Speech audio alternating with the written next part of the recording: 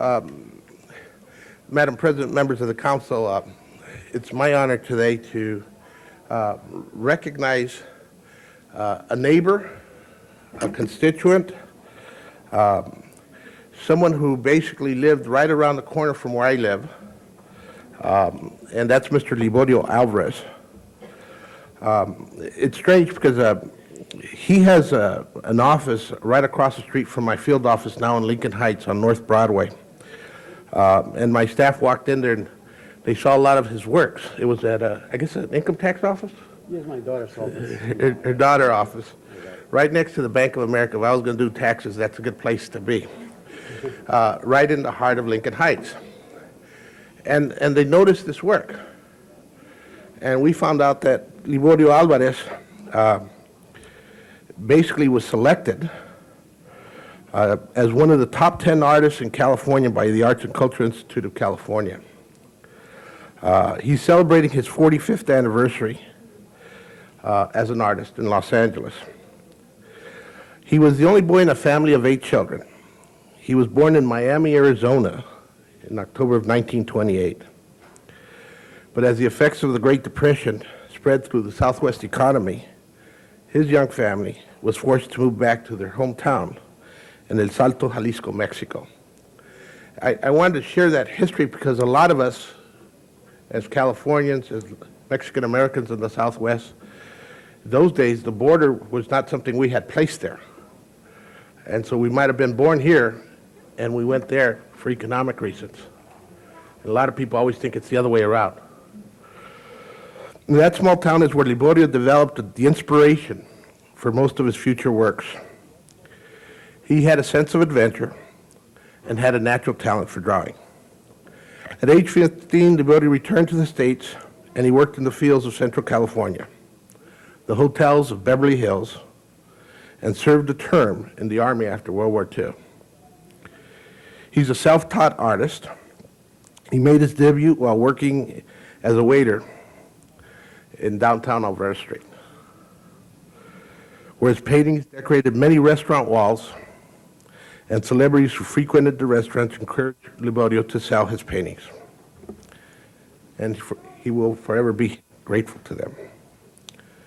His paintings speak of an agrarian existence, perhaps a much simpler, less complex culture and time. There are places in his memory or imagination where dirt roads led to familiar towns and familiar faces. Today, through his paintings, and he's brought some here for all of us to share, you see these paintings again in his daughter's office in Lincoln Heights. He has over 20 of those paintings in display. He's still painting at age 73, and he calls this his motivational tool. I walked up to him because I saw his son and his daughter, and I said, you know, we know each other, and they're by Avenue 37 and Figueroa Street. I live at 3400 Arroyo Seco, and we grew up together. And so he's truly someone from what I call the heart of Los Angeles. And so today, members of the council, it's my honor to recognize what a happiness is. Liborio Alvarez is celebrating 40 years as an outstanding artist who, through his inspirational landscape scenes and typical Mexican small town, promoted cultural and enrichment for our great city of Los Angeles. Mr. Alvarez.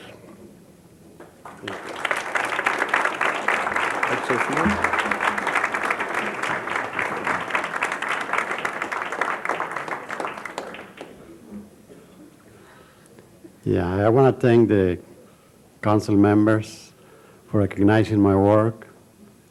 I mostly did it for fun and kept me out of trouble. Thank you very much, Mike Hernandez and everybody.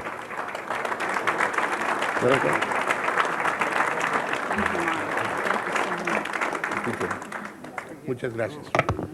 I hope that you're going to get a picture with all the paintings. You got one? Okay. Because I know the flag is important, but we've all seen the flag. These are a little more unusual. All right, we're still at 9 members. I'm told that Mr. Bernson is either in the building or close. So what is your pleasure, members of the council? You want to wait and see if he's coming? Mr. Pacheco had told us he would be here at around 10:30.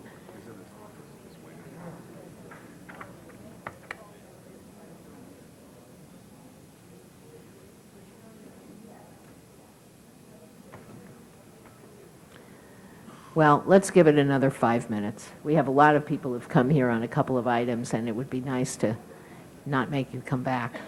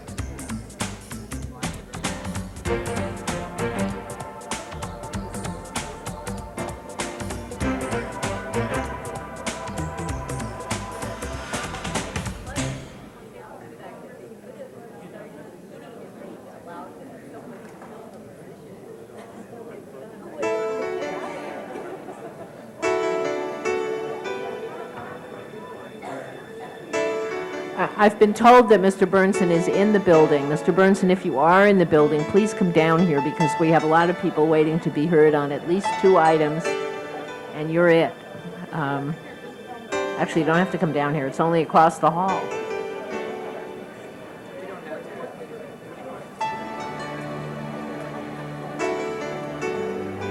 We do not have a report on whether Mr. Pacheco's in the building or not.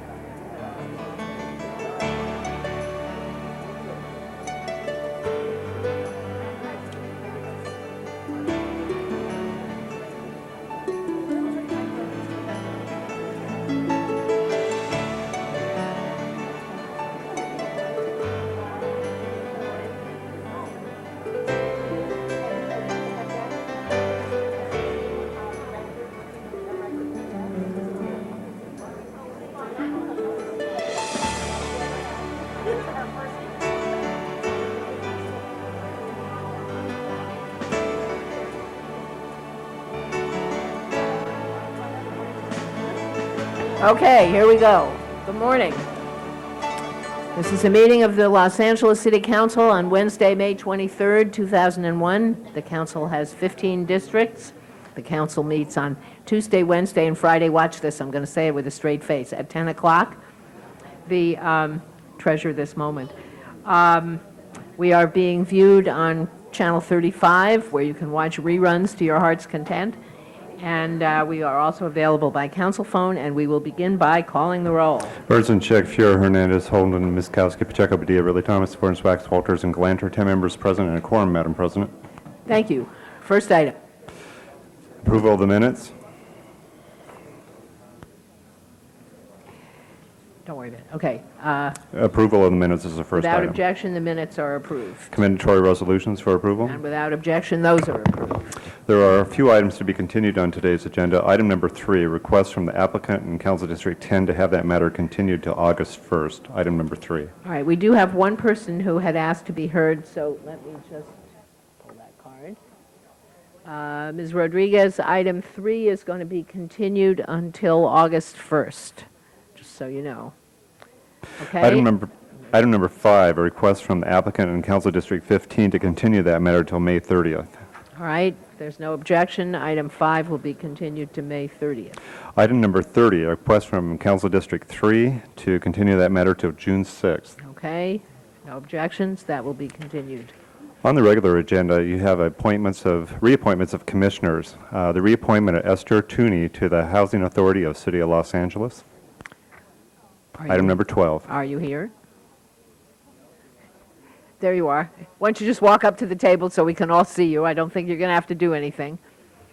Item 12, members of the council. Open the roll, close the roll, tabulate the vote. 10 ayes. That is approved. Thank you very much. Forthwith. Item number 13 is the reappointment of Michael Nogueira to the Housing Authority of the City of Los Angeles. Item 13, members of the council. Open the roll, close the roll, tabulate the vote. 10 ayes. That is approved. Thank you very much. Forthwith on that one as well, please. On the regular agenda, items noticed for public hearing, items number 1 and 2, 4, and 6 are before you. All right, we do have cards on item 1 and on item 4 and on item 6. So let's call all of those special. And, sir. Mr. Savornich has asked to continue item 6 for 1 week. Any objection? Item 6 is now continued for 1 week To May 30th. to May 30th. Mr. Evans, just want to make sure that you're aware of that. Okay, we've called 1 and 4 special. Let's carry on here. Yeah. Do you wish to deal with item number 2? The action Yes. of council will be to continue the hearing and ordinance till June 6th. All right, I don't have anybody from the public who wants to speak on item 2 today, so we'll continue with the hearing open and continue the whole business to June 6th. All right. Items number 7 through 11 on the regular agenda are items for which public hearings have been held. Okay, members of the council, any specials? 7 through 11? 9, merely for the purpose of not voting on it. Okay, item 9, hold item 9. We'll call it special, and we'll take care of that in a minute. 7, 8, 10, and 11. Open the roll, close the roll, tabulate the vote. 10 ayes. Those are approved. Okay, now let's do item 9. Oh, but you can't, how many people do we have? We have 10 or That'll break a 11? quorum. Are we expecting okay. 11 today? Can it, yeah. Well, hold it Mr. or- Pacheco was going to be here at 10:30, so we'll just hold it on the desk for the moment. Okay, let's go, do the rest. Items number 14 through 33, with the exception of 30, are items for which public hearings have not been held. There is an amending motion on item 17. It has been distributed. Madam President, I have the 17A, which is the amending motion. It's for, it's a REIT matter in the 4th Council District. Okay. It's simply a technical amendment to indicate the correct amount of the refund in the matter, and I'd move 17A. Okay, so we have items 14 through, what'd you say, 33? 14 through 33, with the exception of 30. Right, we've continued 30 and 17 as amended. Correct. Any other specials? Open the roll, close. Which one do you want to call special? If it's been considered, then I want to call it 29 special. 29 special. Mr. Holden calls 29 special. Okay, now we have 14 through 28, plus 31 through 33, and 17 is amended. Any other specials? Open the roll, close the roll, tabulate the vote. 10 eyes. Those are approved. The ordinances, are those second readings or first readings? They will be held over for second reading until May 30th. Right, all the ordinances, that's 14, 15, and 16 will be over. Madam Chair, Yes. forthwith on item 20 and 21. Forthwith on 20 and 21. And that, I believe, takes us, That takes you back to item number 1, Item item number notice one. for public hearing. okay. Now, on item number 1, I have a large number of cards here, and all of them are in support. This is the stack in support, and they have very graciously suggested that Mr. Wolfkill will be the only speaker, and the rest of the cards are for the record.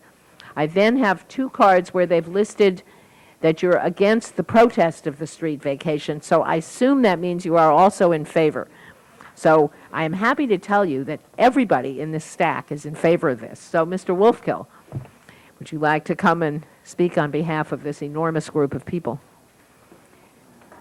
to whom I want to express my gratitude for their agreeing to consolidate their time here?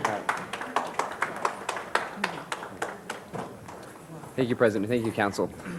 I just want to say a few words. We wanted to be here as a community that is currently unrepresented, and just to voice, again, our appreciation of the Council for a few months ago, voting 14-0 for the street vacation at 2nd and Juanita, and just to say that we passionately and completely agree with moving forward on this park, or street closure project for a park. We feel that the community is a place that needs parks. Right now, it has about 1/3 of an acre per 1,000 people, which the national average is 10 acres per 1,000. So we need a place where kids can play, where kids can swing in trees, where old men can sit on park benches and play chess. And so we are thankful for the council and for the community that supports the park project. And we know that it's going to be a place where we can grow together, we can play together, and we're going to eventually and continually succeed together. Thank you very much. Thank you. That closes the public hearing, and I did promise you that we would try to help. So let's open the roll on item 1 and see if we're going to help them. Close the roll, tabulate the vote. 10 eyes. Unanimous vote. That is approved forthwith. Okay, next is item 4. We also have a number of cards on item 4.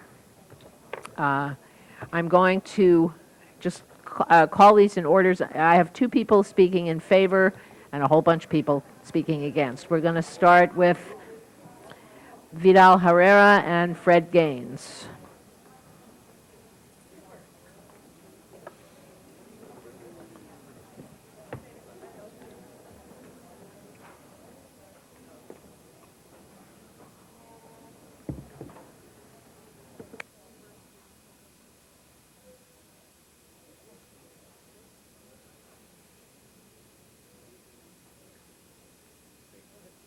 Good morning, council members. Let me make sure your mic's on. Is the mic on? Okay, try again. There you go. Good morning, council there you are. members. My name is Vidal Herrera. I'm the founder of 1-800-Autopsy. I never professed to be anything that I'm not. I'm not a doctor. I'm not a forensic pathologist. What I am is, if you want looking for a title, it's an autopsy assistant. I was a former investigator with the Los Angeles County Coroner's Office. I was injured. They retired me. I'm disabled. No one would give me a job, so I started this company. We've been in business for 13 years. The issue that we have before us is an issue about my business, having the opportunity to start my business in the community of Tujunga. Before I purchased this property, I did receive the property profile. I took it to the city building department with a public relations kit. The property was zoned for a medical laboratory, dental office, or hospital. My concern was, why was this one building on this entire boulevard zoned as a medical facility. The supervisor at the time, he took the gracious time of over an hour to explain to me that this building was constructed in 1922 and it was used as a medical facility. And when I showed him exactly what I wanted to do, specifically for the performance of autopsies, again, we went over all the issues. He gave me the okay.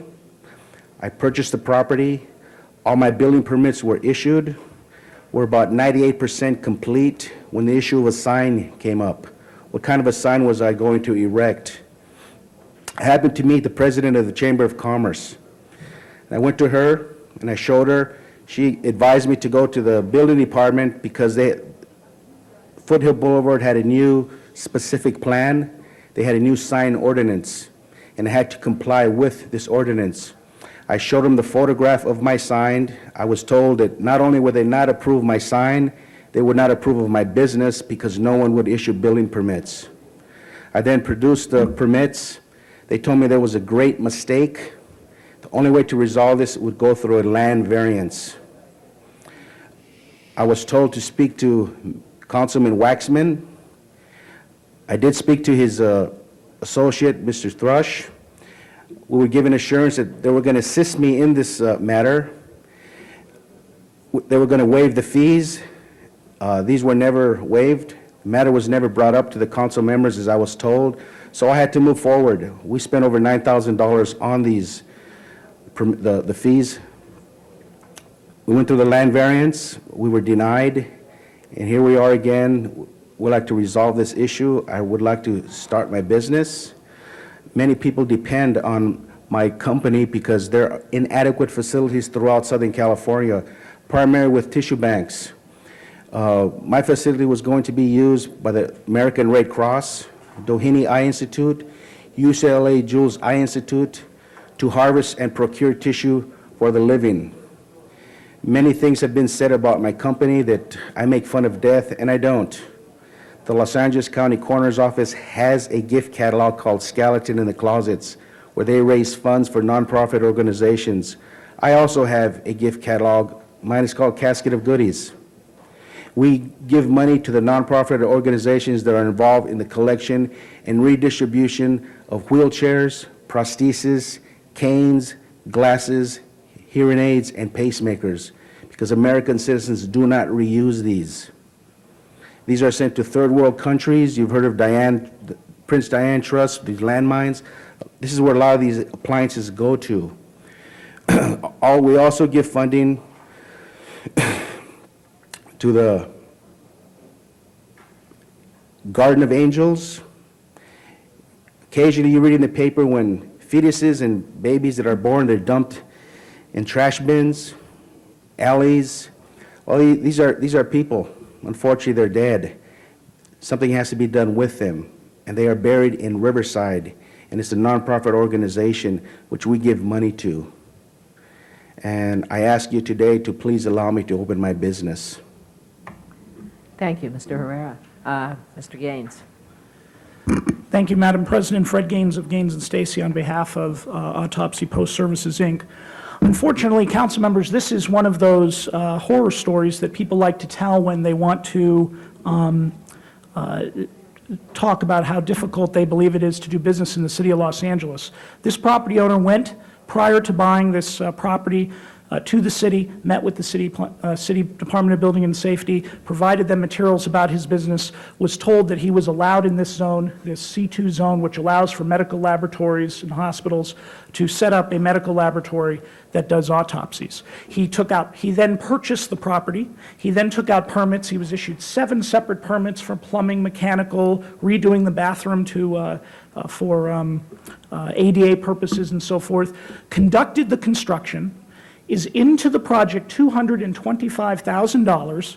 The project is completed. I have photos up here in the front. The custom autopsy table was sent to the city laboratory to be reviewed, approved, and then installed at the site.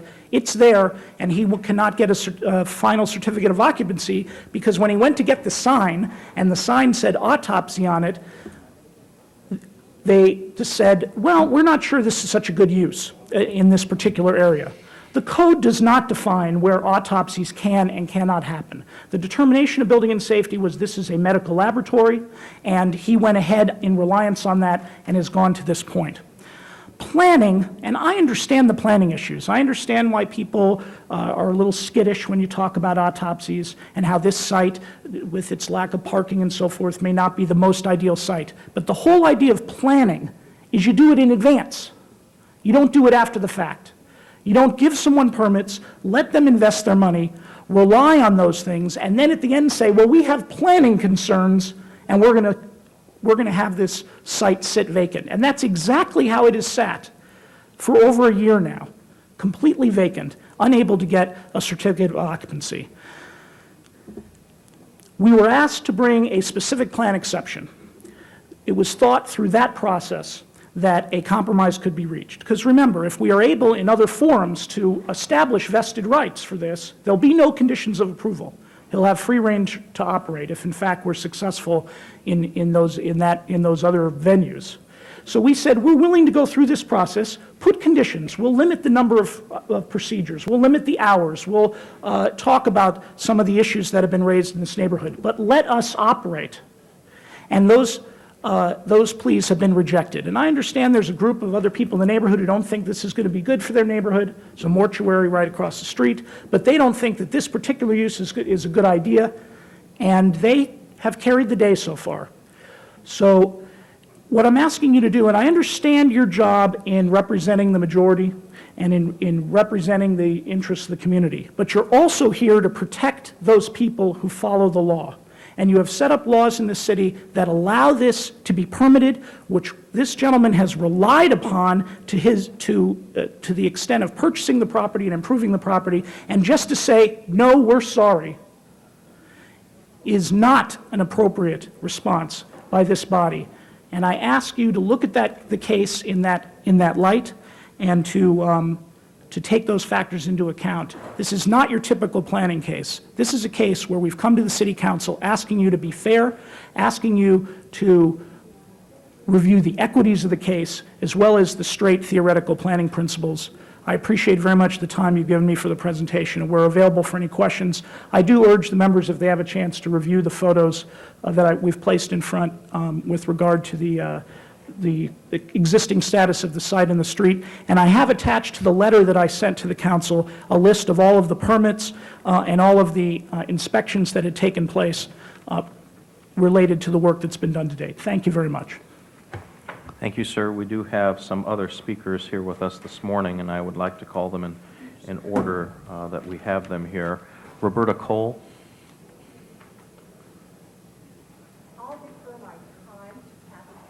Okay, I have a group of cards. Do you have one spokesperson from the group that would like to speak on behalf of the group? Are all the persons who filled out the cards in agreement to that? Yes. Okay, very good. Thank you very much. Ma'am, if you wouldn't mind coming up to the podium and pull the mic right below your chin there so we can hear you and identify yourself for the record. Thank you. My name is Kathy Anthony. I am the current president of the Sumitomo Chamber of Commerce, and I thank you very much for listening to us on this. I'd like to start with when the gentleman came to my place of business, I did tell him to go see Rita Shack. I spoke to Rita Shack that very day, and she was totally unaware that he was going to put in an autopsy. That's why when he went down to apply for his sign, he was told no, he was to stop. And she was quite shocked to find out that it was an autopsy, because all of his permits are for a medical lab. Nothing in his permits said 1-800-autopsy. Matter of fact, the permits are not in his name. He was told a year ago to stop, and since that time he has spent a tremendous amount of additional money, even though he was told that he could not have the autopsy there. He has refrigerated doors, but he has no refrigerator. It's one of our concerns. How's he going to harvest when there's no fridge? He does filming in it, and he told us that the fridge doors were just a facade for his filming. At this point, I have submitted to you pictures of the front of his building. I hope you all have them. in front of you. The picture that he is showing you is not what this building looks like. Maybe his camera's better than mine, but mine was a throwaway. If you look at this picture, you will see on the left-hand side, Bade Mortuary. This is not across the street. It is not on the boulevard. It is behind and a block up. If you look to the right of you, you will see his building. There was a tree there that the chamber had planted that he cut down because it interfered with his windows. You will also see a power pole there that he had installed, and that is the only power pole that is on that part of Foothill Boulevard. Now, this is what his window display looks like. He has a scale with human brains, rubber rats on the rafters, and a peace sign on a nude torso. Don't laugh. The other one, he has, actually, it's a sewing mannequin, and he has a big marijuana leaf on it. The other, in his cabinet, he has a drinking cup as a woman's breast that you drink out of the nipple. The other window, he has a box that says advertising, it's a Trojan. And on the bottom is a ghoulish representation of the dead. I feel that this gentleman, he has stated that he's on an angle, he's on going downhill. In order for him to bring his, I don't know how you want to put it, he's going to have to go in front of an adult daycare center. It is an angle. We asked him what he was going to do about parking. He said he'd just double park if he had to. He has no back entrance to bring his clients in. He can only come through the front door. When he came to my store and spoke to me, the first thing he wanted to do was paint the building black and red big squares.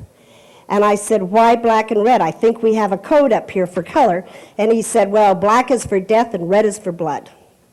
So these pictures were taken less than a month ago. Unfortunately, I did not get a picture of when, instead of having the brains in the scale, he had a large penis. I feel the man is highly insulting our community. He doesn't care, and he doesn't, we ask you to please take into consideration and deny his appeal. Thank you.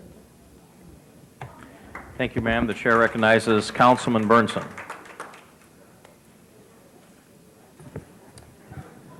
Yes, members of the council, this is an unusual case and a very difficult case. And all of the things that you've heard are things that really probably shouldn't have been done until a final approval was given. And plus the fact that this particular project just doesn't fit the area for a number of reasons, not just because of the location, but because of the physical characteristics.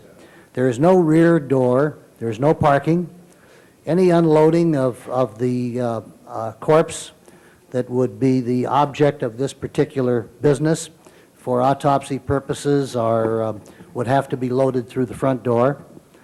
And I think that, frankly, I think that there was a lot of misunderstanding. I won't say deception. I'll give the gentleman the benefit of the doubt that there was a misunderstanding or lack of communication as to what the actual facility was going to be. And I sympathize. I know that he probably acted in good faith, and it's difficult, but we have to go by what the appropriate uses are of businesses and types of land use that we have in our city. And it's a difficult decision when somebody has gone ahead and spent money and so forth, but that doesn't mean that we should do something that is going to be a negative impact upon the community. And therefore, I want to call upon the zoning administrator, who will give you a little rundown on this, and perhaps that can give you a little more background. And I have difficulty because I do understand that sometimes it's not easy to deal with the city, and I respect that. And it's unfortunate. But some of the things that I think that were proposed, if they're accurate, about the painting of the place, the sign, and so forth, probably things that would not be conducive to the rest of the community, business community in the area. Lynn, perhaps you can give us, the council, a little more detailed information as to why this was disapproved, okay? Lynn Wyatt for the Planning Department. I'm a senior city planner with the Valley office, and I was the hearing officer assigned to the case. Essentially, the commission agreed with the staff report in that they couldn't make the primary findings related to public safety and welfare, as well as consistency with the plan. And much of this had to do with the use itself. The judgment call was not made on the use nor the building and safety issues, but in relation solely to the land use issues. And those findings had to do largely with the inability to have a safe parking area, loading area, as well as access to the building, except from the frontage along Foothill Boulevard. In addition, I've spoken with Robert Janovici, the Chief Zoning Administrator, and he agreed with the staff report, stating that it was both accurate and appropriate as to its findings and the analysis that was provided in that report. He stated that the autopsy facility is comparable to a funeral parlor and crematorium. The proposed use is far different from a medical laboratory or taxidermy as suggested by the applicant. These uses are not just specimens taken from body fluids or portions of bodies. It's a whole different thing and clearly most analogous to a crematorium, funeral parlor, and the like. Based on that, it was essentially affirmed by the Planning Commission, the Area Planning Commission, and by the Planning and Land Use Management Committee. Okay, thank you. Mr. Wax. Madam President, members of council, I think that both the staff and Mr. Burnson and certainly the members of the community in toto have made the strong case of why we should deny this appeal and not grant an exception to the plan. The only thing I would add to that would be to correct what Mr. Gaines said about this being planning. Planning shouldn't be after the fact.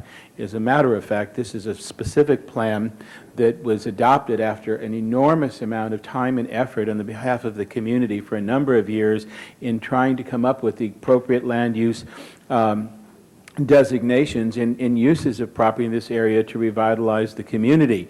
And the use that this gentleman wants to make of this violates that, and really you can't make the findings, I believe, to grant an exception. So this isn't really planning after the fact. This isn't like changing the zone because you don't like something that the zoning permits. This was a plan that was adopted before this application was made and clearly doesn't permit this. And I think that the duty and the responsibilities on the part of the applicant to know what the plans are and what the proposals are, and to not make applications which might give the wrong impression that something else other than what was really intended is what was being applied for. So I would strongly urge your adoption of the recommendation of the Plum Chair. Mr. Holden. I don't understand what the gentleman is attempting to do. If you have a business such as this, you don't need to advertise. No, you don't. Do it in the Yellow Pages. The fact of the matter is that for this kind of business, when you're walking alive or walking dead by your business, you say, oh, here's where I'd like to have my autopsy done. I don't think anybody's going to say that. Either you have a business or you don't have a business. I mean, you're well-known, well-established, you have credentials to perform this service, or you don't. When you put these things in the windows and say, hey, we're going to cut you here, and the things that the lady described, we're going to cut you there and drink out of this cup, hey, I don't know the statement you're trying to make. And it's totally, if what they say is true, that you should not even be here if your business is to be a legitimate one, providing this service. Just don't put any signs up, go and do your job, and nobody would even be talking about this today. But that isn't what you did. You put these things in windows, you got photographs of them, you got comments, testimony. That's not the intended use, you don't fit within the specific plan. I don't know what you're trying to do. But the fact of the matter is that this kind of work is not something people advertise. And the way that you've advertised it, according to some of the speakers, I'm going to have to vote against your request. And because I don't think that you entered into this process with the demonstrating your intention to provide a service that otherwise I perhaps would have been granted. But, you know, people are going to have to go that way anyway. Through the church, down the streets, to the cemetery, you know, mortuary. But they've done with class. They've done with respect for those who served their last days here on the planet. But the way you're doing it, the way I've heard that you attempt to do it, is disrespectful to the deceased, and certainly showing no respect to those who survived the deceased. And certainly, our empathy and sincere sympathy for those who have seen their last days. I don't understand where your headset is, your mindset. So I'm going to join with Mr. Wax, which I don't like to do most of the time. And I'm going to vote Treasure to this deny the moment. request. All right, open the roll on Mr. Wax's motion to support the committee report, close the roll, tabulate the vote. 10 eyes. Unanimous vote. That is approved. Mr. President, Madam President, item number 34C, which is a closed session item, City Attorney has recommended this matter be continued till Friday, May 25th. Okay, 34C will be continued. The other two are still with us. And we're going to hold item 9 on the desk in case Mr. Pacheco arrives, and move to item 29, called special by Mr. Holden. It's, Madam President, members, brought to my attention that Senate Bill 898 by Senator Parada was introduced after an investigation on the part of the American Association of Retired Persons discovered that their payday loans were being made and granted within certain specific communities. And it was their finding that many of these loans were made in areas where people are poor, could not pay the high interest rates. And what they do, they were living from payday to payday and getting deeper and deeper in debt because of the loan sharks being authorized, although legal, to operate in the state of California and to exploit them. The way the system worked is that you write a check, for an example, for $115, and they give you $100 in return. And the next week, you write a check for more, and you get less. And it goes on and on to a spiraling downhill for those who are poor. And we always know that these protections should be put in place, and the people who are poor need the protection more now than ever. So this bill is a modest attempt to put a cap on the interest rates. It's also going to set some other standards. For example, it's going to create oversight of the deferred deposit industry. It's going to set up a $25,000 bond.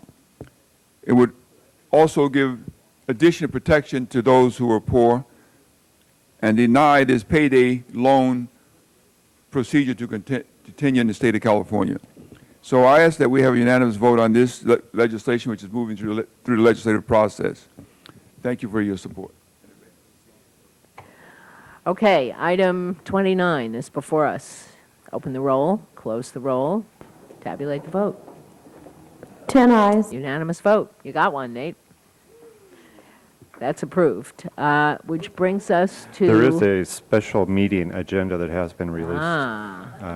And one item, did you Yeah, wish you to slipped up, recess Hal. this You did meeting? vote for him. Yes. Hang on. It's almost lunchtime. Hold on. All right. With special meeting. So we need to recess the regular meeting and call to order the special meeting. Call the roll. Bertson, Chick, Fuhrer, Hernandez, Holden, Miskowski, Pacheco, Padilla, Ridley, Thomas, Torrance, Wax, Walters, and Galantris, 10 members present and quorum, Madam President. All right. We have, I believe, one item. I have no cards on it. Why don't you do the requisite stuff here? The item is noticed for public hearing. It's item number 1. The recommendation is to continue the public hearing to a second hearing on June 27th. Well, that should be easy enough to arrange. Without objection, the public hearing is continued open to June 27th. Do we need a roll call on that, or a vote on that?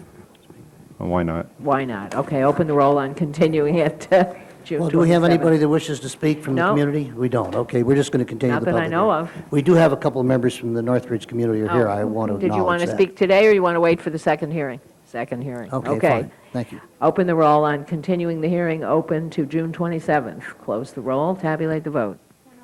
That is approved, which I believe allows us now to adjourn the special meeting and go back to, Item Now- number 9 is on the desk. all right, we still only have 10 members though, right? Let's just continue it to Friday, Okay, probably. we're going to continue that till, how many people are coming on Friday? Allegedly. We're only going to have 10 on Friday? And try Tuesday while you're at it. How many on Tuesday? Tuesday looks like about 11. All right, let's continue it till Tuesday. So we'll All right, have, that's not, fine. at least we think we're going to have 11. May 29th. Thank you. Okay, so item 9 is continued to May 29th, which, as I recall, is a long agenda, and that brings us to public comment, which is the time for comments by members of the public on items within the council's purview, but not on today's agenda. I do not have any cards. Is there anybody who wishes to talk under those terms? Seeing none, public comment period is closed, and we are ready to adjourn to executive session for items 34A and B. Let's do housekeeping while we are clearing the room and inviting those who are not part of items 34A and B to exit. Motions for posting and referral. Without objection, they are posted and referred. Council members request to be excused from council attendance. Councilmember Miskowski requests to be excused on May 29th to arrive at 11 a.m. for personal business. A motion is required. Okay, Mr. Padilla moves, unanimous vote. And Councilmember Fuhr requests to be excused on Wednesday, June 6th to arrive late for city business. A motion is required. Okay, Mr. Hernandez moves, unanimous vote. The desk is clear, so for I closed should think session you might items. want to sleep late that day. You have a 9 o'clock appointment? You're a glutton for punishment. Okay, that's approved. That's it? Just closed session items. Okay, we're now till we.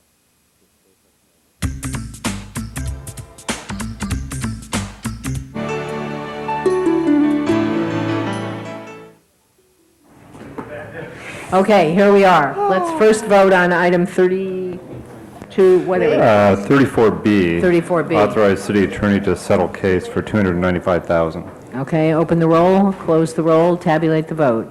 10 ayes. That's approved forthwith on that. And item 9, which we had to hold over, we can now reconsider. Mr. Hernandez will move to reconsider item 9. And item 9 is now before us. Nobody having anything to say? Open the roll, close the roll, tabulate the vote. 10 ayes. Item 9 is now approved. And that, I believe, brings us to the end of the agenda. The desk is clear. Do we have, we voted on everything. Do we have any adjourning motions? Seeing no adjourning motions, we're adjourned. See you on Friday. Let me out of here.